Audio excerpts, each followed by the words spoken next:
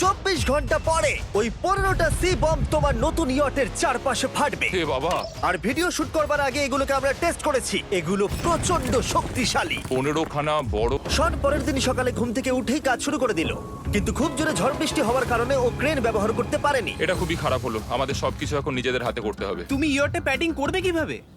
Mattress দিয়ে। একদম ঠিক।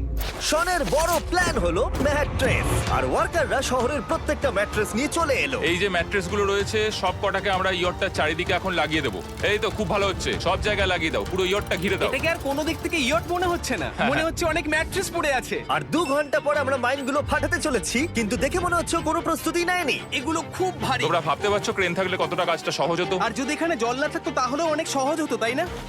হ্যাঁ, টাইম শেষ। আমি এতটাই করতে পারলাম। তাহলে শুধু কিছু ম্যাট্রেস আর ওয়াটার জাগস। দেখা যাক ইয়টটা বাঁচে